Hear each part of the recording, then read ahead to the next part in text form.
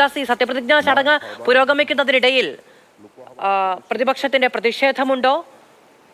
ഭരണഘടന ഉയർത്തിപ്പിടിച്ചുകൊണ്ട് പ്രതിപക്ഷം ഇപ്പോൾ പ്രതിഷേധത്തിലേക്ക് പോവുകയാണ്. പ്രതിപക്ഷം ആദ്യ ദിവസം തന്നെ പ്രതിഷേധവുമായിട്ടാണ് സഭയിലേക്ക് എത്തിയത്. നമ്മളിപ്പോൾ കാണുന്ന ദൃശ്യങ്ങൾ സഭ ആരംഭിക്കുന്നതിന് തൊട്ട് മുൻപ്, അതായത് 11 മണിക്കാണ് സഭാ നടപടികൾ ആരംഭിച്ചത്. 10:50 പാർലമെന്റ് വളപ്പിൽ ഒത്തുചേർന്ന ഇന്ത്യ സഖ്യ അംഗങ്ങൾ നടത്തിയ പ്രതിഷേധമാണ്. നേരത്തെ ഗാന്ധിജിയുടെയും അംബേദ്കറിന്റെയും എല്ലാം പ്രതിമ സ്ഥാപിച്ച ഇടങ്ങളുണ്ടായിരുന്നു. എന്നാൽ അത് വളരെ പ്രധാനപ്പെട്ട സ്ഥലങ്ങളായിരുന്നു. വർഷങ്ങളായി ആ പ്രതിമയുടെ ചുറ്റുമുള്ള സ്ഥലങ്ങളെല്ലാം പ്രതിഷേധ വേദിയുമായിരുന്നു. എന്നാൽ ഈ പ്രതിമകളെല്ലാം നേരത്തെ ഉണ്ടായിരുന്ന സ്ഥലത്ത് നിന്ന് മാറ്റി മറ്റൊരു പ്രാധാന്യമില്ലാത്ത സ്ഥലത്തേക്ക് കൊണ്ടുവച്ച് സ്ഥാപിച്ചതാണ് ഇപ്പോൾ പ്രതിപക്ഷം ആദ്യ ദിവസം തന്നെ പ്രതിഷേധിക്കാനുള്ള കാരണം. ഭരണഘടന ഉയർത്തിപ്പിടിച്ചുകൊണ്ട് ഇന്ത്യ അംഗങ്ങളെല്ലാം ഒരുമിച്ച് സഭയിലേക്ക് എത്തി.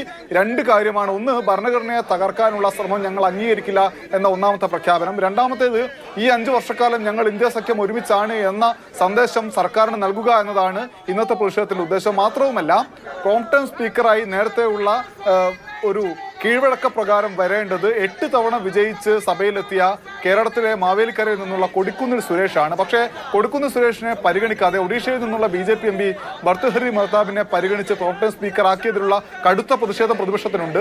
നേരത്തെ ഈ പ്രോംപ്ടം സ്പീക്കറെ സഹായിക്കാനുള്ള പാനലിലെ അംഗങ്ങളാക്കി ആകെ 5 അംഗങ്ങളാണ്. അതിൽ 3 പേർ ഇന്ത്യ സഖ്യത്തിൽ നിന്നുള്ളവരാണ്. ആ 3 പേരും സഹായിക്കാൻ വേണ്ടി പോകില്ല എന്ന് ഇന്ത്യ സഖ്യം നിശ്ചയിച്ചിരുന്നു. ഒന്ന് കൊടിക്കുന്നിൽ സുരേഷ്, രണ്ടാമത്തേത് TR ബാലു, മൂന്നാമത്തേത് ഒരു തൃണമൂൽ കോൺഗ്രസ് അംഗം. 3 പേരും പോയില്ല.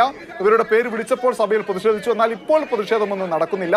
ഇപ്പോൾ അംഗങ്ങളുടെ സത്യപ്രതിജ്ഞ ചടങ്ങിനോട് സഹകരിച്ചുകൊണ്ട് പ്രതിപക്ഷ അംഗങ്ങൾ ഇരിക്കുകയാണ്. മാത്രവുമല്ല, മുഴുവൻ അംഗങ്ങളും ഭരണഘടനയുടെ ഒരു കോപ്പി ഉയർത്തിപ്പിടിച്ചും കയ്യിൽ സൂക്ഷിച്ചുമാണ് സഭയിൽ ഇരിക്കുന്നത്. ശരി, അനൂപ് ദാസാണ് വിശദമായ വിവരങ്ങൾ നൽകിയത്.